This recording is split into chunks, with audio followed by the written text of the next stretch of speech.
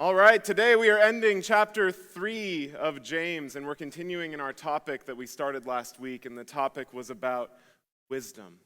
We're going to read through our verses, and then we'll pray together this morning. James 3:15 through 18 says, "This wisdom is not that which comes down from above, but is earthly, natural, and demonic. For where jealousy and selfish ambition exist, there is disorder and every evil thing.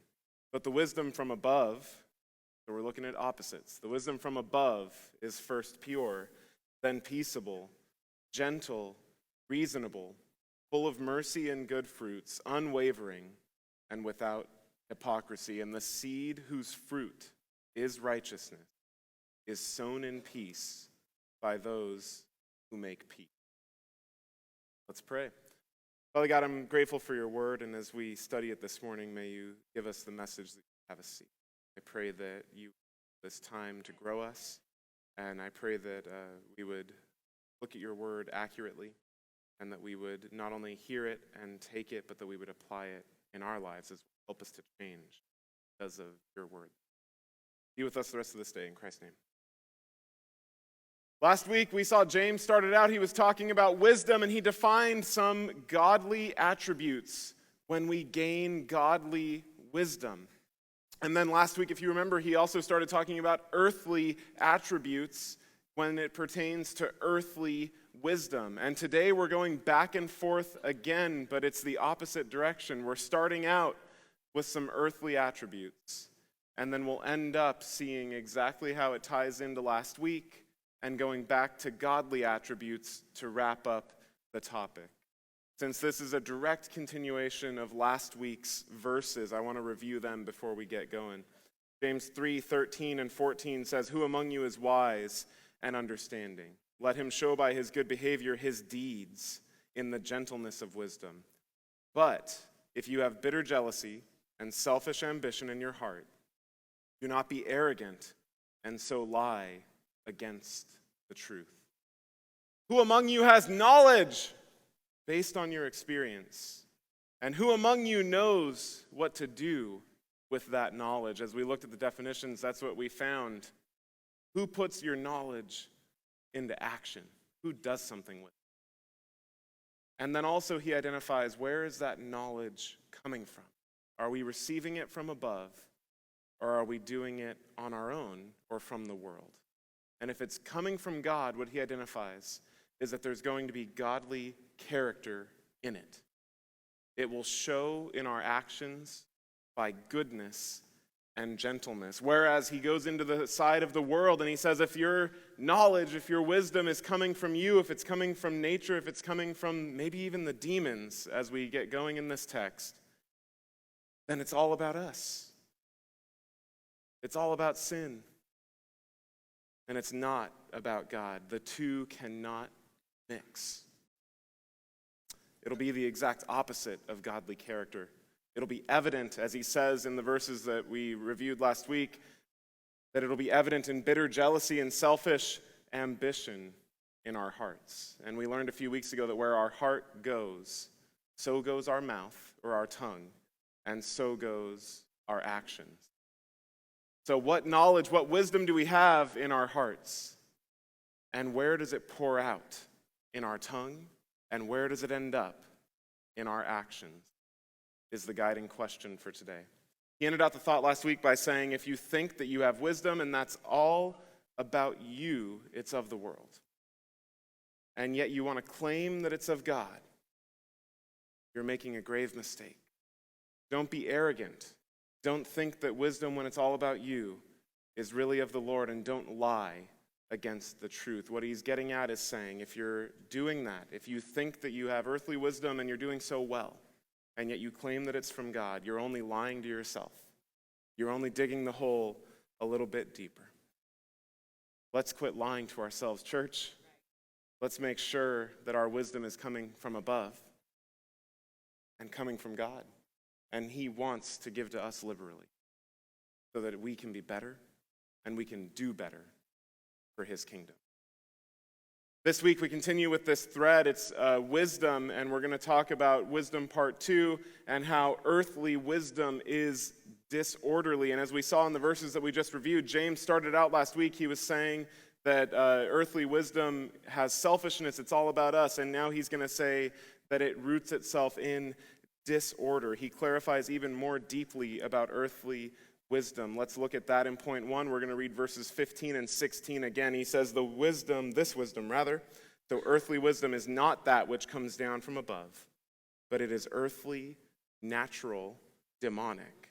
For where jealousy and selfish ambition exist, there is disorder and every evil thing. So the wisdom that we spoke about in verse 14, we just reviewed, it was earthly in its bitterness. Bitter jealousy is what he calls it. It was earthly in its selfishness in our hearts. And that wisdom is not from God, as it's stated several times. And he makes it more abundantly clear here that that wisdom, what it's rooted in, is earthly, natural, and demonic. When we covered the topic in James 1, talking about temptations, I don't know if you recall, but I gave a parallel that said we can have temptations that come because we ourselves are causing it in our sin nature. We can have temptations that come from the world because it's earthly and the world is in sin, or we can have temptations that might even come from the demons or the devil himself. And the same idea is laid out here clearly in the text. The wisdom that is self-centered, the wisdom that is all about us, the wisdom that is all of the earth, shows itself evident in the attributes that are not of God. They are earthly, he says, because the world is fallen. They're natural because we, in our natural state, are fallen.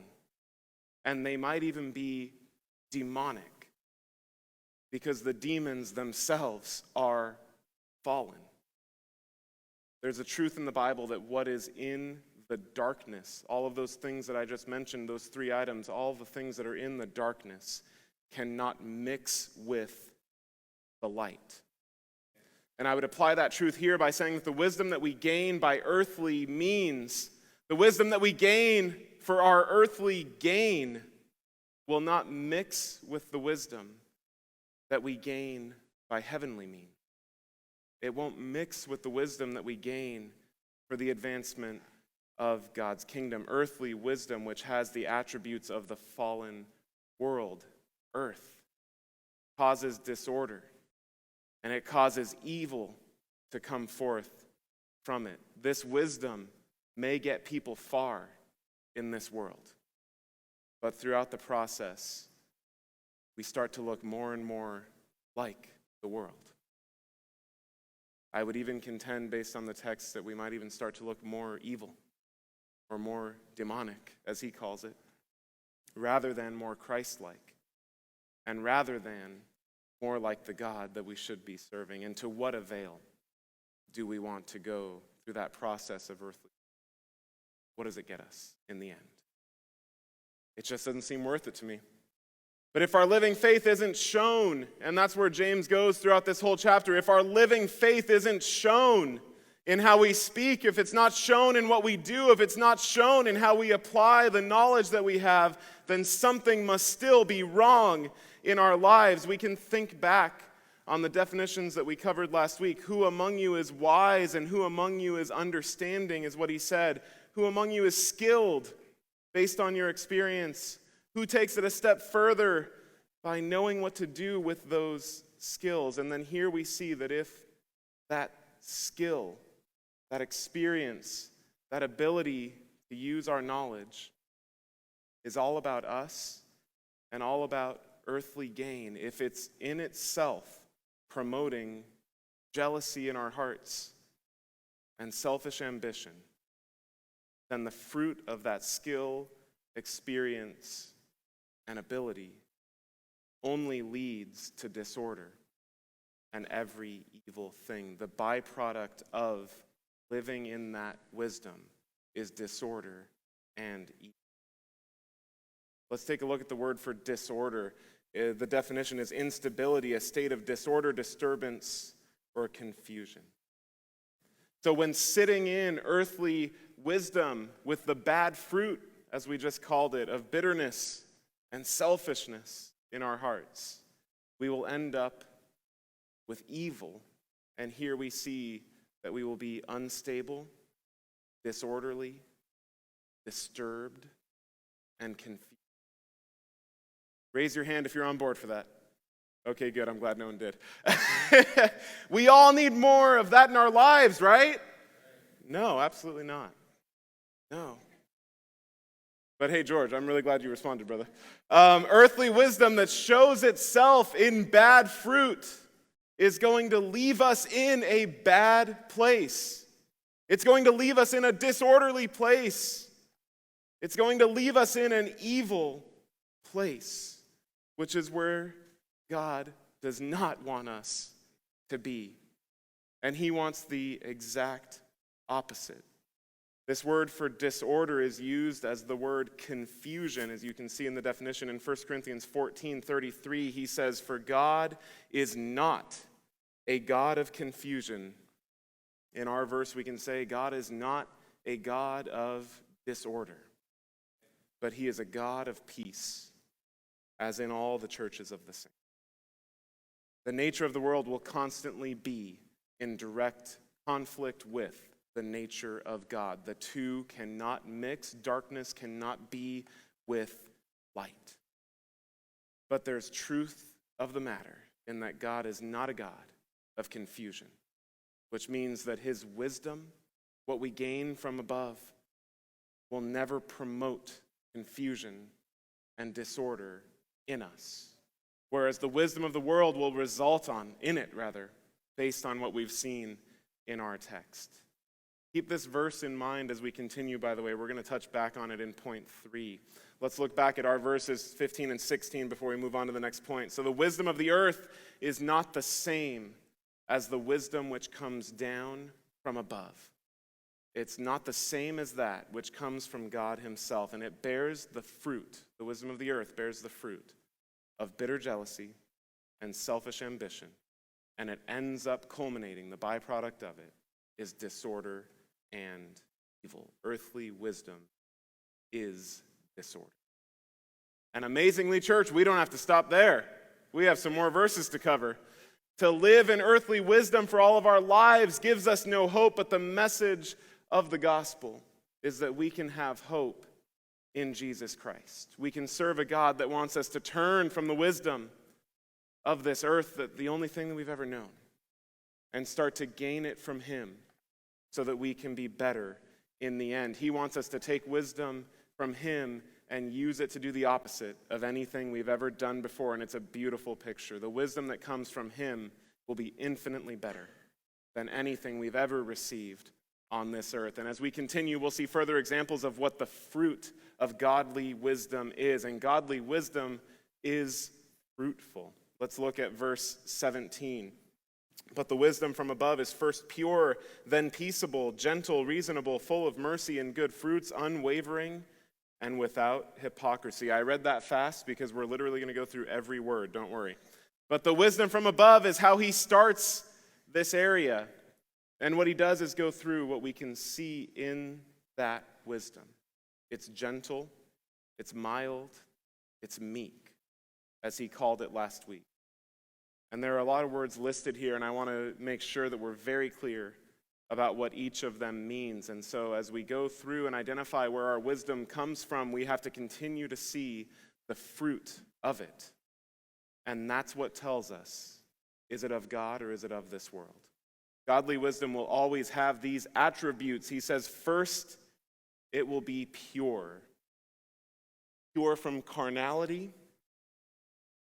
chaste and modest, pure from every fault, immaculate and clean.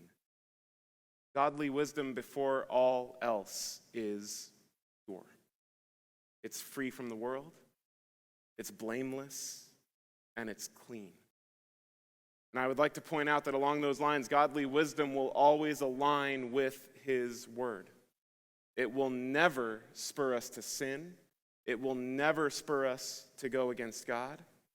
And it will show itself in us through purity. And the word family, I think it was pretty cool as I studied this out. It's the word hagnos, which is the same word family as the word for holiness, which you've heard as hagios. Same idea. It's to be set apart. And this whole word family is the same idea as the process of sanctification. It's something that happens in us continually as we get closer and closer to God in our lives. And it's not saying that we're pure. And the reason that I point out that it's a sanctification process, it's not saying we're pure one day. We wake up that way. But he's saying we can be wise in what God gives us. And the wisdom of God in itself will be pure. And then we can know how to use it from there. Next word is peaceable. It means peaceable, pacific, loving peace. Godly wisdom will always promote peace, for God works in peace. It doesn't mean that he can't do things that are also justified, but his nature is to be peaceable. He loves peace, and so should we. The wisdom that is from above will promote peace in us, and it'll help us spread that peace to others. Next word is gentle. It means equitable, fair, mild, or gentle. The idea here is that godly wisdom will show itself evident in how we give grace to others. People might deserve something wretched, but godly wisdom would want us to spread the gentleness that we would want if the roles were reversed. We should be equitable, making sure that everyone has what they need. And that's what he means here when he says gentle. Next word is reasonable. It says easily obeying and compliant. By the way, I'm going pretty fast, but these slides are available. You can follow the link on the top. You can look back at these definitions. They're there. They'll be online. Easily obeying and compliant, he says to be reasonable is to listen to the point that you know, is to listen to someone else rather, and then know that in your heart where you need to yield, where you need to be reasonable rather than fight back, is what he's saying. We will very rarely see someone who has true wisdom, godly wisdom, yelling in a conversation to prove their point. You'll see them wait, you'll see them listen, and then they'll give a reasonable and logical response. Godly wisdom is evident in us being reasonable. The next word is full of mercy, and it's two words. It's full. It means in reference to persons whose minds are, as it were, filled with thoughts and emotions, either good or bad. So the word full is literally just meaning that it's full. And then the word for mercy is kindness or good will towards the miserable and the afflicted, joined with a desire to help them. Those that have godly wisdom should operate in a way that shows that their mind and their emotions are full of kindness and goodwill toward those that can't help themselves. Plus, we should then take it a step further and actually help them. It's not just the thought, but it's the action as well. What use is it knowing things if it doesn't become wisdom and turn into action, help others? Godly wisdom should be evident in how we are full of mercy.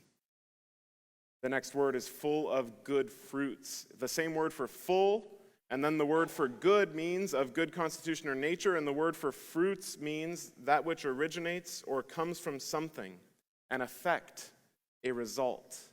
And here in this text, he's specifically saying that it's based on work that we do, actions we commit, and deeds that we. Godly wisdom should be evident. It should be seen in good fruits. We specifically should be full. The same word is full of mercy, but we should be full of good nature that is the result of something that we are doing. We'll only be full of good fruit if we're actively doing good. May the Lord continually use us however he sees fit, is where my mind goes with this. Next word, unwavering, says without dubiousness, ambiguity, or uncertainty. Godly wisdom is certain. It doesn't change. It doesn't go back and forth. and how we use it should be the same. If our wisdom is truly coming from God, it will never change. It will be unwavering. He's consistent. It's in his nature. Next word, the last word actually, we're almost there. See, you guys are already trying to fall asleep. We only have one more. Without hypocrisy means unfeigned, undisguised, and sincere. Godly wisdom does not mask itself. It is real all of the time. It doesn't disguise itself as something that it's not. Godly wisdom will always be sincere. And we should be the same as we use it, without hypocrisy.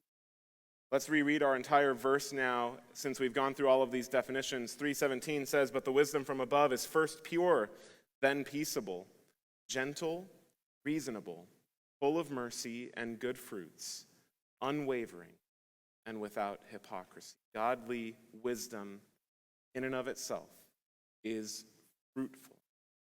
Godly wisdom will spur us to be better. It'll spur us to walk more closely with God himself, and it will also spur us to show that fruit to others as we do God's work all the more effectively and as we progress in these things in ourselves. You can't have fruit if you're not putting the work in the first place. It's active. We have to do the work, and the fruit comes as part of it. As we continue and we move into point 3, we finish out the chapter and we see that godly wisdom is sown in peace by the peacemaker. And that's point 3. Let's take a look at our final verse of the day. James 3:18 says, "And the seed whose fruit is righteousness is sown in peace by those who make peace." The work that we do should be sown. It should be rooted in peace. If good fruit is going to come forth from it, it should be sown. It should be rooted in godly wisdom. The fruit that can be seen from it should be sown in peace by those who make. Again, we're thinking through opposites in this text. We've gone back and forth the last 2 weeks. Godly, earthly, earthly, godly, to try to see and pick out different distinctives. And the world, earthly wisdom, will be sown in calamity. So wouldn't it be nice if we have ours, which is given by God, sown in peace? The world has so much calamity. And a distinctive of God is that it's in his nature to work. Luckily, we serve a God that wants to do that. His wisdom is sown in peace, rather, and we get to have that be the foundation for how we can then take it and work with it and use it. He gives it to us in peace. It's rooted in peace, and we should be the same as we go out with it as well. Let's jump back to 1 Corinthians. I said that this verse would apply here too. 1 Corinthians 14:33, "For God is not a God of confusion." The word that we used in point 1 was disorder, same thing. But he is a God of peace, as in all of the churches of the saints. It is not in God's nature to operate in a disorderly fashion.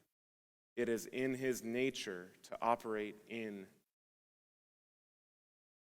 And it makes complete sense in my mind that his wisdom then would come forth and be rooted and be sown in peace. God is sending it to us in peace, and we have to do something to have it go out in that way as well. Let's turn to 2 Corinthians 13:11. He says, "Finally, brethren, rejoice, be made complete, be comforted, be like-minded." And here's where it matters. He says, "Live in peace. And the God of love and peace will be with you." And applying this to the principles in our text as well, if the root of godly wisdom is evident in our lives based on how we live, then where is peace at in our lives as well? Let's live in peace. Let's love. Let's rejoice in peace. For God is love and peace himself. And he will be with those that are working in it with him. Let's walk with him, church. Back in our verse, how are we doing? And the question that I asked a few minutes ago, how are we doing with making peace? How are we doing with making sure that our fruit, the good results of our actions, are rooted in peace? Where are we taking the wisdom in our heart, putting it into our tongue, putting it into our actions? Where is it rooted at? Is it disorder, like the earth?